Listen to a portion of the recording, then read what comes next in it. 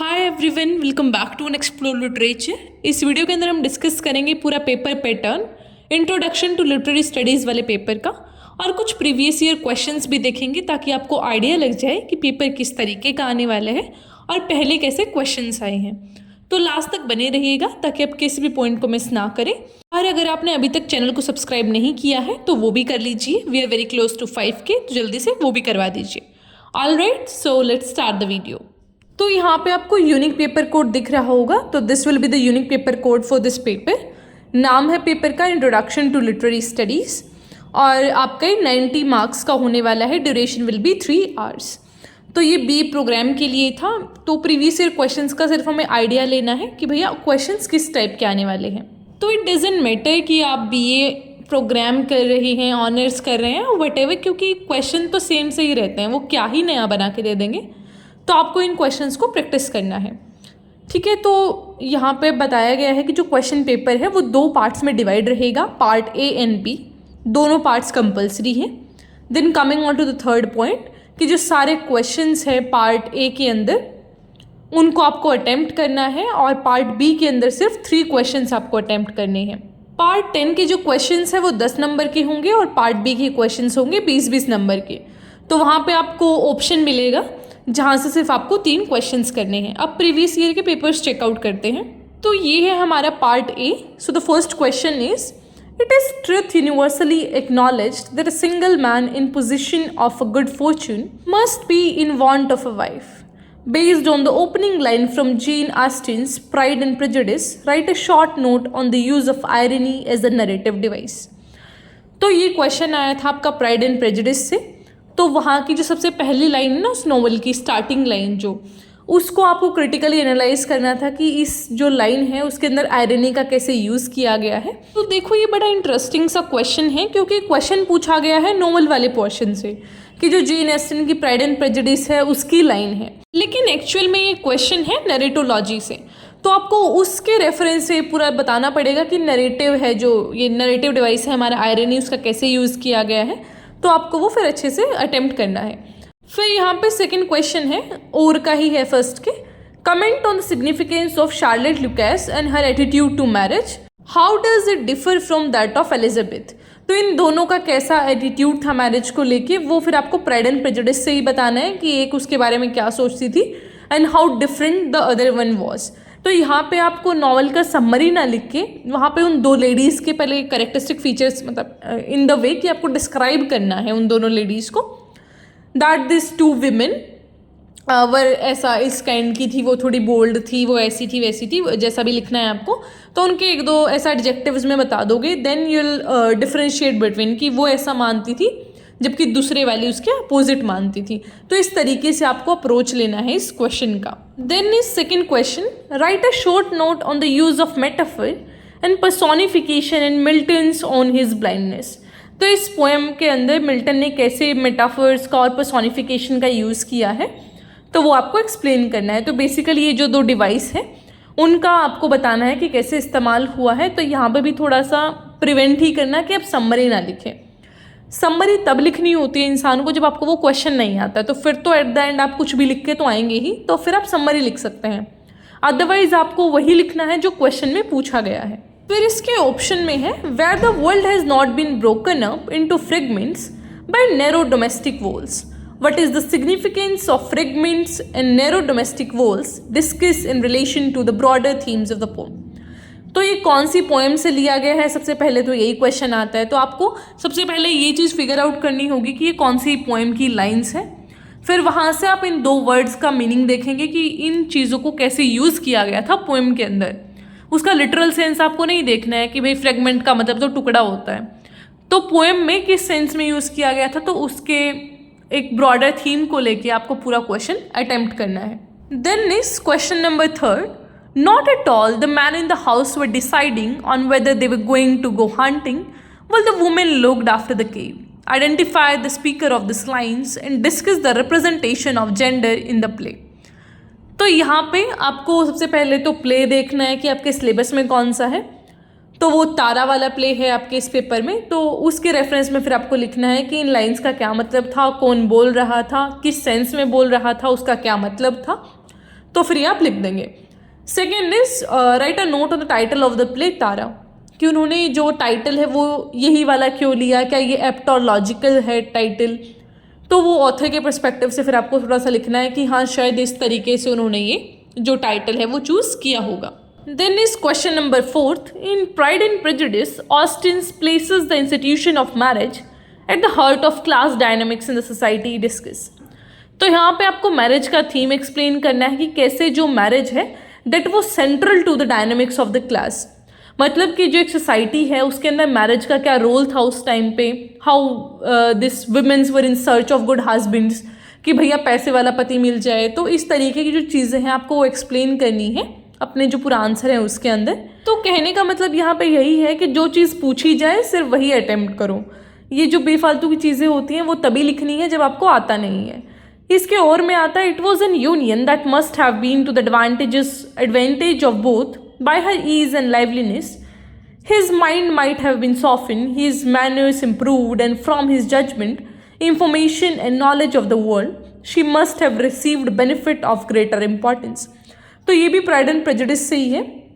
यहाँ पे आगे लिखते हैं, discuss how the union being described here is different from several other unions represented in Jane Austen's Pride and Prejudice.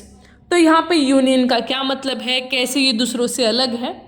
तो सबसे पहले तो ये फिगर आउट करो कि भाई आसान क्वेश्चन कौन सा है, ऑप्शन में आसान कौन सा है, फिर उस आसान को भी समझने की कोशिश करो कि इसमें पूछा क्या गया है। तो सबसे पहले आपको ऐसा अटैम्प्ट करना नहीं बैठ जाना है कि जो पहले आ गया लिख दो उसको ही। ये चीज़ें आपको बड़े ध्यान से समझना है कि कौन सा क्वेश्चन है जो ज़्यादा ब्रॉड है या फिर किस में आप सिर्फ समरी लिख के भी काम चला सकते हैं। तो जैसे फर्स्ट वाला है उसमें अगर आप थोड़ा समरी भी चिपका दोगे तो वो आउट ऑफ कॉन्टेक्स्ट नहीं लगेगा, लेकिन सेकेंड वाले में थोड़ा सा अलग तरीके से है जो आपको अप्रोच रखना पड़ेगा अपने आंसर का। तो ये चीज़ फिगर आउट करना इज ऑल्सो आर्ट कि कौन सा क्वेश्चन अच्छा है, कौन सा आपको अटेम्प्ट नहीं करना। Then is question number 5, discuss the portrayal of London in the speaker's attitude toward the city in Wordsworth composed upon Westminster Bridge. तो ये सिंपली ऐसा पोएम से सीधा उठा के दे दिया कि कैसे लंदन को पोर्ट्रे किया गया है। तो लंदन एज अ सिटी कैसे दिखाई गई है पूरी पोएम के अंदर बाय दिस वर्ड्सवर्थ, तो वो आप बता देंगे। और में दिया गया है, write a critical analysis of John Milton's sonnet on his blindness. तो उसको क्रिटिकली एनालाइज करना है पूरे सोनेट को। 6th question, Mahesh Dattani's Tara exposes the collision between the destructive forces of science and patriarchal authority discuss. तो जो पेट्रियार्कल अथॉरिटी है वो कैसे रोल प्ले करती है साइंस के फोर्सेस, तो ये सारे टॉपिक्स पे फिर आपको बात करनी है और यही थीम्स फिर आपके आंसर में भी दिखने चाहिए। फिर 6th का ही और ऑप्शन है, write a short note on the portrayal of familial relationship in Mahesh Dattani's play Tara. तो यहाँ पे आपको बताना है कि कैसे जो फैमिली मेम्बर्स थे उनके आपस में कैसे रिलेशंस थे, वो एक दूसरे के बारे में क्या सोचते थे, फिर पूरे प्ले में कैसा रोल रहा है सबका, तो वो आपको एक्सप्लेन कर देंगे। Then the last question is question number 7th, basing your answer on any one of the units in this paper, show how the meaning of a literary text is closely bound up with the question of literary form। तो इसका ये थोड़ा technical हो जाएगा आपके लिए, लेकिन इसको लेके कैसे चल रहा है, जो वो नरेटोलॉजी वाली यूनिट है ना उससे आपको रिलेट करना है कोई एक और आपका टेक्स्ट जो भी है उसको, फिर दोनों को साथ में ले जाके कंक्लूजन निकालना है कि कौन सा लिटरेरी फॉर्म है, क्या लिटरेरी टेक्स्ट है, क्या उसका मतलब है, वो सारी चीज़ें। देन इसका और पार्ट है, डज लिटरेचर इन्फ्लुएंस और project social change, use 1 or 2 examples from the syllabus to illustrate your response. तो ये आप महेश दत्तानी के तारा से भी कर सकते हैं कि क्या वो कोई सोशल रिस्पॉन्स जनरेट करते हैं, तो आप बता सकते हैं जैसा भी आपको फील हुआ हो। तो ये लास्ट क्वेश्चन था, क्वेश्चन नंबर 7। अब नेक्स्ट पेपर को डिस्कस करते हैं। तो पार्ट फर्स्ट का क्वेश्चन नंबर 1 है, discuss Jane Austen's representation of masculinity in Pride and Prejudice with regard to any one character of your choice. तो किसी एक कैरेक्टर को उठाओ, जैसे बिगले को उठा लिया, तो उसके सारे फीचर्स लिख दो कि ऐसा आदमी था, ये प्रॉपर्टी था, ऐसा सोचता था। डार्सी को उठा के लिख दो। तो कुछ भी चीज़ है जो आप एक आदमी को लेंगे, उसके थोड़े से ऐसा दिखाएंगे, इसके साथ ऐसी बनती थी, या फिर उसका कैसा रोल रहा है पूरी स्टोरी के अंदर। तो इस तरीके से आप एक कैरेक्टर को अप्रोच करते हैं। जब भी किसी कैरेक्टर के बारे में लिखने के लिए आए, सबसे पहले उस आदमी के बारे में लिखो। फॉर एग्जाम्पल मेरे बारे में लिखना है मुझे, सबसे पहले नाम इनका ये है, ये इनकी क्वालिफिकेशन है, और फिर उसके आगे स्टोरी में इनका ये रोल है। फिर दूसरी जो आदमी है, जो दूसरा करेक्टर है हमारा स्टोरी के अंदर, उससे मेरी कैसी बनती है, फिर मैं अपने रिलेशंस एस्टेब्लिश करूँगी एक एक आदमी के साथ, क्योंकि हमें 20 नंबर का जब क्वेश्चन लिखना होता है या फिर 10 नंबर का क्वेश्चन लिखना होता है, शीट्स काफ़ी भरनी पड़ती हैं। अकॉर्डिंग टू मी 10 नंबर के लिए आप 3.5 या फिर 4 भर सकते हैं, और 20 मार्क्स के लिए आप 6 या फिर 5.5 या 5 ऐसा कर लेना, मतलब 6 तक ही भरना, उससे ज़्यादा मत भरना। तो इस अकॉर्डिंग आप लेके चल सकते हैं। अब इसका और पार्ट देखते हैं। What is participant narrator discuss with reference to Gerald J Prince analysis of the same. तो पार्टिसिपेंट नरेटर के बारे में मैंने बहुत अच्छे से वीडियो कवर कर रखा है, वो ये जेराल्ड जे प्रिंस वाला टेक्स्ट, तो आप उसमें देख सकते हैं। तो वहाँ पे काफ़ी अच्छे से बताया है, तो उसका वहीं से आप रेफरेंस लीजिएगा। यहाँ पे I can not explain the whole concept. Then the second question is identify and analyze the following lines. What is the impact of poets' unusual use of syntax in the poem? This is the hour of lead, remembered if outlive, as freezing persons recollected the snow, first chill, then stupor, then the letting go. तो ये भी जो हमारा नरेटोलॉजी वाला है उसी से है कि कैसे पूरा जो सिंटैक्स है वो यूज़ किया गया है। फिर इसके ऑप्शन में आता है, do you consider rhyme to be significant element of poem, explain and illustrate with example from a syllabus. तो नरेटोलॉजी वाले में ही सिंटेक्स को आप उठाएंगे, देन उसके रेफरेंस में, नरेटोलॉजी नहीं, जेराल्ड जे प्रिंस में भी हो सकता है सिंटेक्स वाला चीज़, इन दोनों में से ही है ये, किसी में आई हैव कवर्ड दैट। तो आप वो देख लीजिएगा जिससे भी है, तो फिर उसके रेफरेंस में आप एक पोएम को कनेक्ट करके इसको शो करेंगे। Then the next thing is question number 3, Tara is a play about a dysfunctional family discuss. तो ये किस तरीके से डिसफंक्शनल थे, ये क्वेश्चन तो बहुत बार रिपीट हो चुका है, तो ये आप देख लीजिएगा पूरा एक आंसर इसका। आपको जो ये बुक्स आती है ना, वो कितना 1-2 साल के पेपर होते हैं उनके अंदर, I don't remember the names of publisher, तो आप वो भी सर्च कर सकते हैं, उनमें भी सारे प्रीवियस ईयर क्वेश्चंस होते हैं, और एक फिर सिंपल सा आंसर भी वो प्रोवाइड कर देती हैं आपको कि भाई इस तरीके से लिख देना, तो वहाँ से आप देख लीजिएगा इसको। Next is write a short note on the significance of the stage design in Mahesh Dattani's Tara. तो किस तरीके से जो स्टेज डिज़ाइन है वो किया गया है, क्या रोल है, क्योंकि बीच बीच में उसमें बताया गया है कि यहाँ पे विंडो है, यहाँ पे टेबल रखा है, तो वो चीज़ें क्यों बताई गई हैं, उनका इंपॉर्टेंस क्या है। Coming on to part B, 4th question A part, it's universal truth acknowledge. ये क्वेश्चन हम ऑलरेडी डिस्कस कर चुके हैं, ये फिर रिपीट होगा क्योंकि क्वेश्चन इनके पास 4-5 ही हैं, ये घुमा फिरा के उन्हीं क्वेश्चंस को देंगे ना, तो कहानी बदलती है, सिलेबस ही बदल जाए तो बेशक, वरना तो यही क्वेश्चन आते हैं घुमा फिरा। तो ऐसा कोई रॉकेट साइंस नहीं है, एक बार सीधा प्लॉट देखो, कैरेक्टर्स देखो, थोड़े थीम्स याद करो and you are good to go. ऐसा कोई थीटा की वैल्यू निकालने को नहीं बोलेंगे आपको लिटरेचर के पेपर में। It is just the way of presenting your things और क्रिटिकली एनालाइज करना। अब देखो सिर्फ पास होना है तो फिर क्या ही क्रिटिकल एनालिसिस बचा, क्या ही कुछ, बस समरी लिख के आओगे पास तो तब भी हो जाओगे। But now the race is for good marks, कि आपका गुड ग्रेड कैसे आए, उसके लिए आपका प्रेजेंटेशन अच्छा होना चाहिए। एक तरीका होता है लिटरेचर के पेपर को अटेम्प्ट करने का, वो आप किस तरीके से लेके चल रहे हैं, दैट टोटली डिपेंड्स कि आपका ग्रेड कैसा आएगा। पास तो हो जाएंगे, पास होना is not a big thing, ठीक है। इसके ऊपर भी मैंने एक वीडियो बना रखा है कि आपको पेपर कैसे अटेम्प्ट करना है, उसका लिंक भी आप डिस्क्रिप्शन में देख लीजिएगा, या फिर वैसे भी सर्च करोगे तो मिल जाएगा वो आपको, ठीक है। तो इसके और पार्ट को देखते हैं।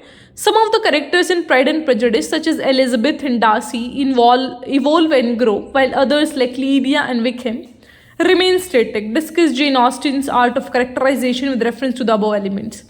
तो जो डार्सी और एलिजाबेथ है उनका परसेप्शन चेंज होता है एक दूसरे को लेके, लेकिन लीडिया विकहेम जैसे कैरेक्टर्स हैं जो, वो ऐसे कैसे ही रहते हैं, उनका वही नेचर रहता है। तो किस तरीके से जो हमारी ऑथर है जेन ऑस्टिन, उन्होंने किस तरीके से अपने कैरेक्टर्स फ्रेम किए हैं, ऐसे ही कैरेक्टर्स क्यों लिए हैं, तो वो सारी चीज़ें इसमें आएंगी। Then is question number 5 part A, forms in content are intricately linked in poetry, elaborate with reference to 2 poems in the course. तो किसी 2 पोएम को उठाओ और इन 2 जो एलिमेंट्स हैं उनसे लेके आपको कनेक्ट करना है। Part B is poetry transforms personal experience into universal valid emotions, elaborate with reference to any text. तो कोई भी 2 पोएम लेना और फिर उससे आप रिलेट कर दीजिएगा ये। तो यहाँ पे जो ऐसे क्वेश्चंस आ रहे हैं ना कि 2 पोएम लो, एक कोई चैप्टर का रेफरेंस लो, तो इसके लिए सिर्फ आप ये कर सकते हैं कि उन 2 चैप्टर्स को जो है ना रेटोलॉजी वाला, जेराल्ड जे प्रिंस वाला, उनको अच्छे से कर लो, तभी आप ये क्वेश्चन अटेम्प्ट कर सकते हैं। Then the second last question number 6 is discuss how feminist and disability studies can provide perspective to understand Mahesh Dattani Tara. तो ये ना उसमें डाला गया था डिसेबिलिटी इन लिटरेचर, कुछ ऐसा पेपर होता था एक, उसके अंदर भी डाला गया था ये प्ले। तो वहाँ पे डिसेबिलिटी के पर्सपेक्टिव से आपको स्टडी करना था। तो इसके अंदर 2 एंगल्स आते हैं, एक तो फेमिनिस्ट स्टडी का, एक डिसेबल स्टडीज़ का, कि कैसे एक डिसेबल जो करेक्टर है उसको रखा गया है, उसको कैसे देखा जाता है, उसके लिए क्या परसेप्शन है सोसाइटी के। फिर फेमिनिस्ट पर्सपेक्टिव से भी कि भाई उसको डिसेबल ही क्यों रखा गया, तो वो सारी चीज़ें आपको यहाँ पे डिस्कस करनी है। ये 2 मेजर थीम्स हैं इस प्ले के। फिर इसका पार्ट आता है B, Mahesh Dattani Tara is more the story of Chandan than of his sister, do you agree, discuss with close reference to the text.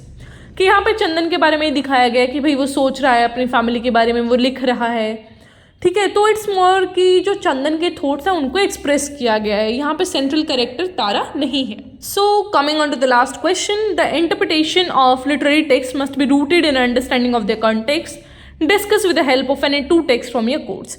तो कैसे इंटरप्रेट करना चाहिए लिटरेरी टेक्स्ट को, वो आपको बताना है। तो ये भी वही सारी जो टेक्स्ट है उनके एग्जाम्पल लेके आप एक्सप्लेन करेंगे। Literary genres have evolved with changing times, तो ये भी आपका नरेटोलॉजी, जेराल्ड जे प्रिंस, वो 2 चैप्टर्स बड़े इंपॉर्टेंट हैं, उनका वीडियोज़ मैंने कवर किया है, तो प्लीज़ देखना ना भूलें। लिंक डिस्क्रिप्शन में भी मिल जाएगा, और आई होप आपने पहले वही देखा होगा, that's why you are on to this video, ठीक है। तो अगर आपने चैनल को अभी तक सब्सक्राइब नहीं किया तो प्लीज़ सब्सक्राइब कर लीजिए, and also share this video with your friends. Alright, if I am doing this all for you people, तो आपका एक छोटा सा सब्सक्राइब करना और कमेंट करना कि how you feel about the video, या फिर क्या इंप्रूवमेंट लाने चाहिए, that does matter a lot. तो प्लीज़ अपना फीडबैक ज़रूर दे के जाएँ, and don't forget to like the video. Alright, I will meet you in the next video, till then take care, stay happy, stay healthy.